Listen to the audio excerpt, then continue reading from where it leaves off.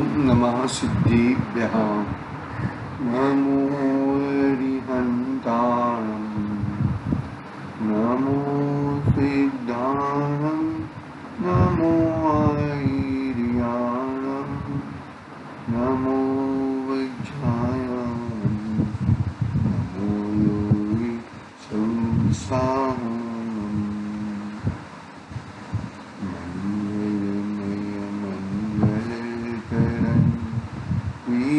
राग विज्ञान नमो ताहि च ते हरिहंता महान हरिमंगल करुणान दंत करण गोकार जाति मिले समाज से नामी निज पदरा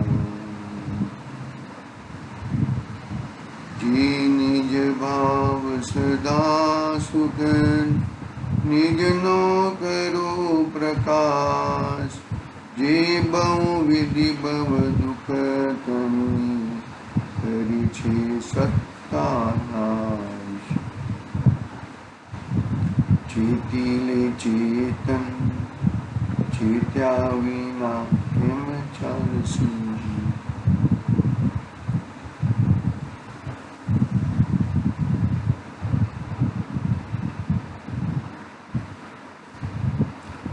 आज श्री मोक्ष मार्ग प्रकाशक नामक महान ग्रंथ अपने सामने विराजमान है। आचार्य कल्प पंडित प्रवर टोडरमल साहब द्वारा रचित महान ग्रंथ बहुत ही कार्यकारी है। इस ग्रंथ का यदि सांगोपांग अभ्यास हो गया तो समझ लेना कि तुम्हें 70% मोर देन 70% तुम जैन दर्शन का विषय को जान सकते हो। प्रयोजनभूत हो, प्रयोजनभूत तुम्हारा कल्याण के लिए, कल्याण के लिए नहीं, तुम्हारा कल्याण के लिए इस वस्तु को तुम अच्छी तरह से जान सकते हो। तीसरा अधिकार चल रहा है हमारा, संसार में दुख है और मोक्ष में सुख है, उसकी बात पंडित जी साहब कर रहे हैं। इसमें अपना प्रकरण है मोहनीय कर्म, ज्ञानावरणीय दर्शनावरणीय से बात हो चुकी। मोहनीय कर्म से कैसे कैसे दुख होते हैं और उसका उपाय क्या है।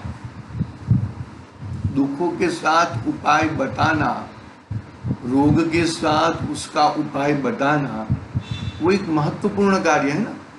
अकेला रोग बता दो और ये रोग की ये दवाई है ये बता दो और ये रोगी ये दवाई ना ले तो फिर कोई मतलब नहीं है।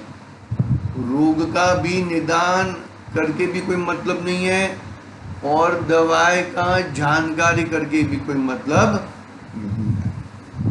मैं जीव हूँ, मेरे में ज्ञान है, कर्म आदि मेरे से दूर है, पर द्रव्य है, पर पदार्थ है, वो सब ज्ञान कर लिया, लेकिन उसमें कुछ अपना चीज नहीं देखा तो भी गड़बड़ी है ना भैया। वो तो गड़बड़ी है, वो तो सीधी तरह से होने वाला ही नहीं है। वो जाना या न जाना कोई मतलब नहीं है। देखो गुरुदेव श्री का बोल है ना, क्या बोल है गुरुदेव श्री का कि इतना पुण्यहीन मत हो जाना कि तुझे टाइम न मिले।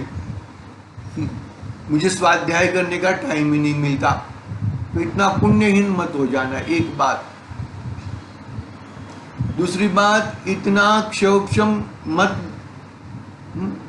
कि तुझे तत्व समझ में ना आए। क्या तत्व समझ में ना आए। और तीसरा मेन बात यह है, यहां तक तो लोग पहुंच चुके हैं, पुण्य भी है, 3, 4, 5, 6 घंटा स्वाध्याय भी कर लेते होंगे, यदि करते होंगे तो अच्छी बात है। फिर आगे का पॉइंट है ना, वो अपने स्वयं के लिए है, स्वयं के लिए है कि भाई इतना पुरुषार्थहीन मत होना कि वो तत्व परिणाम में नहीं। मौनीय कर्म की बात कही ना, मौनीय कर्म की क्या बात कही, कितनी जबरदस्त बात बताई कि वो पागल और किसी ने वस्त्र दिया, वो वस्त्र उसके अधीन है, कभी ले लेता है, कभी फाड़ता है, कभी वो करता है, कभी नवीन दे देता है। उस तरह उसने दिया था, कोई अन्य कोई व्यक्ति ने दिया था, नाम नहीं दिया वहां पर। ठीक उसी तरह वो तो हो गया, उदाहरण हो गया। उसी तरह कर्मोदय ने उसको शरीर दे दिया है। कर्मोदय किसने बांधे हैं, वो बात है, वो स्वयं ही बांधे हैं। स्वयं ही उल्टी मान्यता के अनादि से आ रही है ये मान्यता तो स्वयं ने ही कर्म उदय बांधे हैं, कर्म बांधे हैं। और उस कर्मोदय ने इस शरीर को मिला दिया, शरीर दे दिया।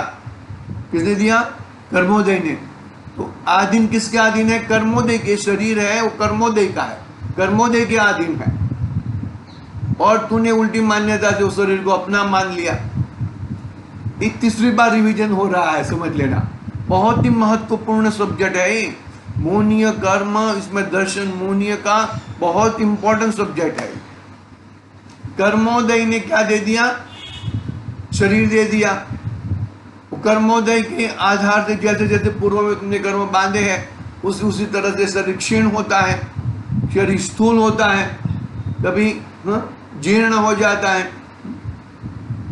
कभी नवीन मिल जाता है ना। सांगोपाक उदाहरण हुआ ना। तो क्या हुआ भाई, वो तो कर्मोदय की प्रॉपर्टी थी, तूने वो प्रॉपर्टी को अपनी कैसे मान ली भैया। तूने उस प्रॉपर्टी को अपने नाम से रजिस्ट्री क्यों कर दी। तो कर्मोदय का हिसाब है, कर्मोदय ने किया है, कर्मोदय के हिसाब। इतना भी मत चले जाना कर्मोदय में। कर्मोदय के समय में वो कर्म मैंने बांधे हैं, वो मेरे से जुड़े हैं, और मैं तो ज्ञान स्वभावी आत्मा हूं, वो साथ साथ में लक्ष्य में रखना चाहिए।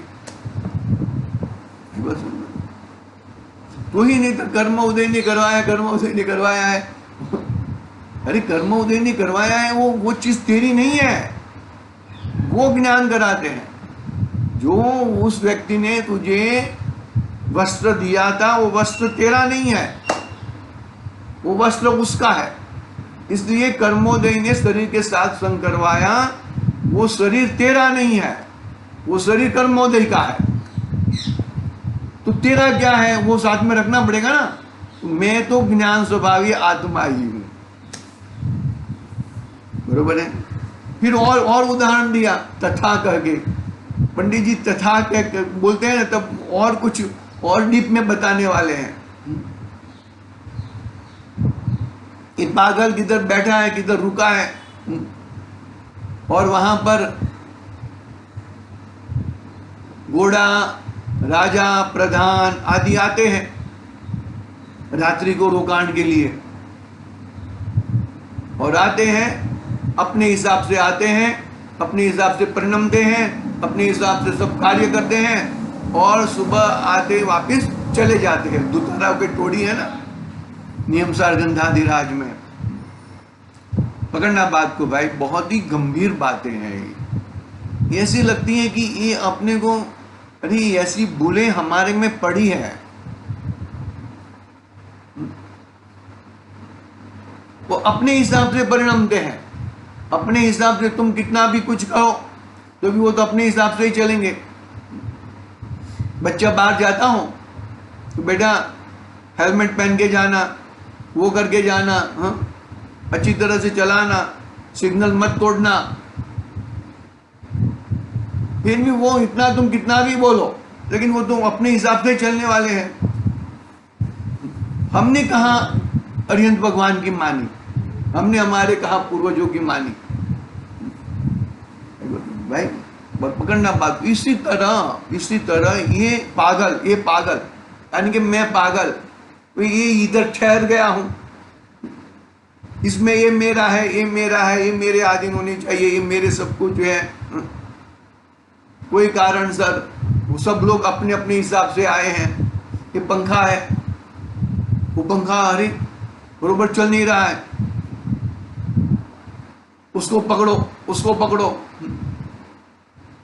अपने संग में वो स्वयं आए हैं। तुमने बुलाया वो जाने दो, तुमने कुछ नहीं किया है। मैंने वो पसीना बहा बहा के पाई पाई इकट्ठा करके सब मैंने अंपायर बनाया है, वो जाने दो। वो तुम्हारी बस की बात नहीं है, तुम वो बना नहीं सकते हो। एक बात बराबर बात को समझो। वो जिसका वो स्वयं परिणमन, उसका स्वयं परिणमन उसके अधीन है, तुम्हारे अधीन नहीं है। वो आई बात समझ में? तुम्हारे अधीन नहीं है वो परिणमन। स्वयं अपने अपने हिसाब से वो चलता है, और किसी के हिसाब से चलता नहीं है भैया। वो पकड़ में आ रही कि नहीं आ रही? महत्वपूर्ण बातें हैं ये सब बातें।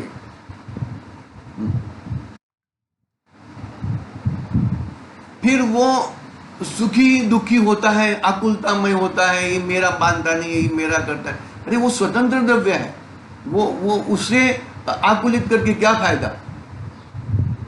उसके बाद एक प्रश्न दिया है, प्रश्न बहुत गंभीर दिया है। ऐसा प्रश्न दिया है कि हमें तो कोई कोई सुखी दिखते हैं, तो पंडित जी ने समाधान क्या दिया कि वो तेरा सुखाभास है, वो दुखी है।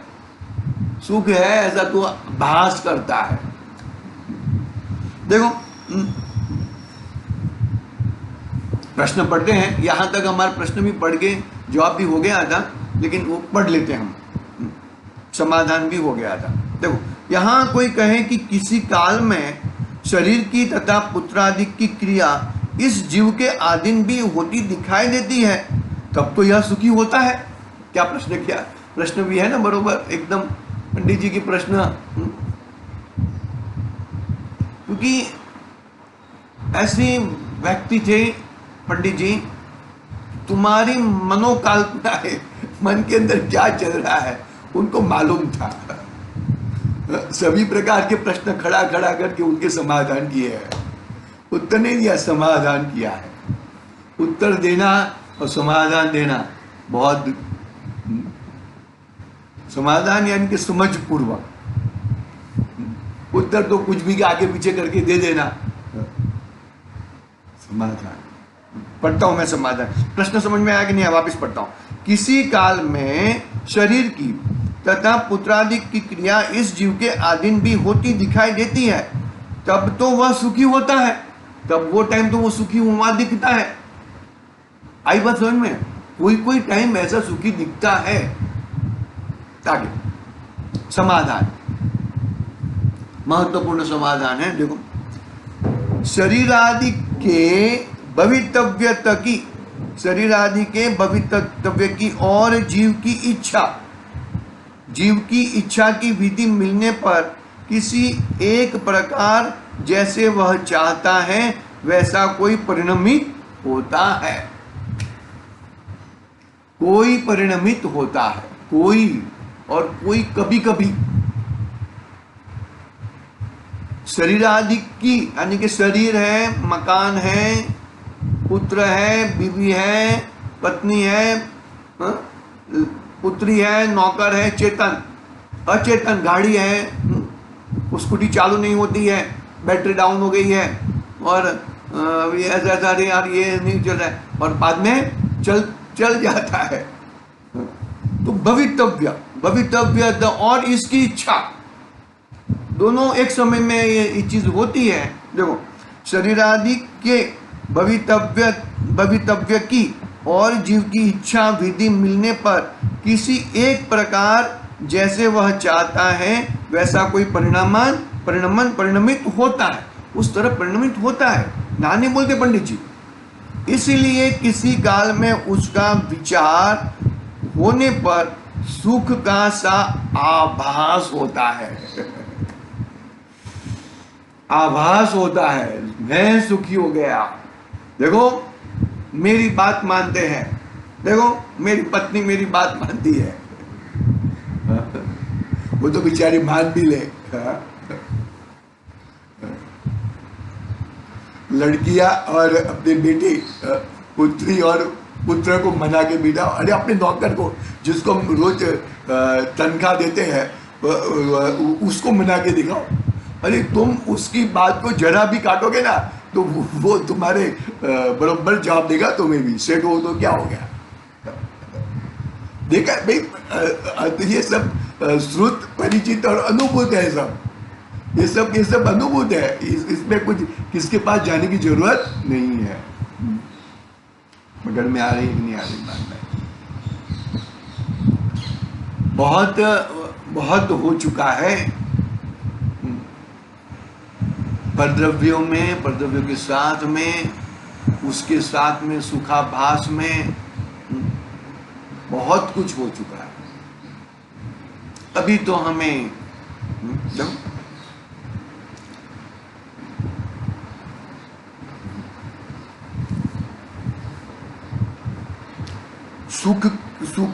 सुख का सा आभास होता है, परंतु सर्व ही तो सर्व प्रकार से जैसे यह चाहता है वैसे परिणमित नहीं होते। इसलिए अभिप्राय में तो अनेक आकुलता सदा काल रहा ही करती है। मेरे ऑफिस में सोसाइटी के हिसाब से कुछ काम हो रहा था, बराबर, तोड़ा टाइल तोड़ा, 15-20 दिन तक मैं पीछे पीछे घूमा, बहुत बुरा है, ये काम नहीं करता है, ये करता है, वो करता है, कितने विकल्प, कितने बोलता। अभी कल हुआ काम, समझ लो कल हुआ काम, फिर क्या हुआ, ये वापस, अरे देखो मेरी बात मान ली, मेरा कर लिया। अरे भाई तू आगे का विचार करना, आगे तूने कितनी आकुलता की है, कितनी बार धक्के खाए तूने, कितने बार गए, फिर भी वो करने के लिए तैयार नहीं था, फिर वो किया कैसा, ऐसा ऐसा करके। पकड़ में आ रही कि नहीं आ रही?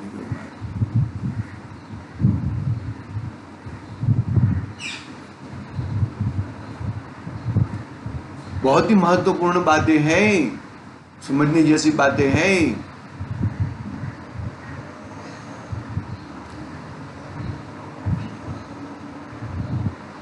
फिर वो अच्छा लगने लग गया, देखो अच्छा काम कर दिया करके, कितना चेंज होता है, कितना चेंज हो जाता है, इसका कुछ आता पता नहीं है। देखो आगे, यहां तक अपना कल पढ़े हुआ था, अपना समय तो होने को आ गया। देखो मैं पढ़ता हूँ, मंदिर जी में विधान चल रहा है, 16 कारण विधान, और उसकी भी आगेवानी, अपनी आगेवानी है, ठीक है, मैं लेता हूँ। अभी 16 कारण महीना चल रहा है ना, मैं पढ़ता हूँ, आगे का पढ़ता हूँ। बहुत ही महत्वपूर्ण है कि ये जो है ना, इसको बार बार पढ़ना चाहिए, बार बार। तथा किसी काल में किसी प्रकार इच्छा अनुसार परिणमित होते देखकर कहीं यह जीव शरीर पुत्र आदि में अहंकार ममकार करता है, सो इस बुद्धि से उनको उत्पन्न करने की, बढ़ाने की तथा रक्षा करने की चिंता से निरंतर व्याकुल रहता है। नाना प्रकार कष्ट सहकर भी उनका भला चाहता है, नाना प्रकार के कष्ट सहकर उनका भला चाहता है। बात समझ में आ रही कि नहीं आ रही? नाना प्रकार के। मैं जब पढ़ाई कर रहा था तो रातों में उठकर मम्मी मेरे को चाय बना के दे देगी, वो करके दे देगी, लेकिन मैं कम पढ़ा ही नहीं ज्यादा। बीएससी किया, मम्मी बनाना चाहती डॉक्टर, इंजीनियर। समझ में आ रही कि नहीं आ रही भैया? कुछ नहीं है भैया, कुछ नहीं है, ये सब फालतू में सब दौड़े दौड़े दुखों को गले लगा रहे हैं। तथा जो विषयों की इच्छा होती है, कषाय होती है, बाह्य सामग्री में इष्ट अनिष्टपना मानता है, अन्यथा उपाय करता है, सच्चे उपाय की श्रद्धा नहीं करता, अन्यथा कल्पना करता है, सो इन सब का मूल कारण एक मिथ्या दर्शन है। उसका नाश होने पर सबका नाश हो जाता है, इसलिए सब दुखों का मूल मिथ्या दर्शन है। सब मूलों का मूल इच्छा। क्या कहा? जो विषयों की इच्छा होती है, कषाय होती है, बाह्य सामग्री में इष्ट अनिष्टपना मानता है, अन्यथा उपाय करता है, सच्चे उपाय की श्रद्धा नहीं करता, अन्यथा कल्पना करता है। सो इन सब का मूल कारण एक मिथ्या दर्शन है। उसका नाश होने पर सबका नाश हो जाता है, इसलिए सब दुखों का मूल मिथ्या दर्शन है। सब दुखों का मूल मिथ्या दर्शन है, दर्शन मोहनीय है। याद रखना। बहुत ही तो पंडित जी ने किस बात पर जोर दिया है। तथा इस मिथ्या दर्शन का नाश उपाय भी नहीं करता, अन्यथा श्रद्धान को सत्य श्रद्धान माने तब उपाय किस लिए करे? वो प्रश्न खड़ा किया है। वो प्रश्न का उत्तर हम कल पढ़ेंगे। आज के लिए मतलब समझ में आया ना? मेन बात मिथ्या दर्शन है। स्टार्टिंग में किया ना, मिथ्या दर्शन, अज्ञान और असंयम वो ही दुख के कारण है। और ये मिथ्या दर्शन, अज्ञान और असंयम, यानी कि मिथ्या दर्शन, मिथ्या ज्ञान और मिथ्या चारित्र, शास्त्रीय भाषा में कहे तो वो किसने डाले नहीं है, वो स्वयं तूने पैदा किए हैं। बात कल करेंगे। आज के लिए ओम नमः सिद्धि व्याह। निज निधि निज में बताई आनंद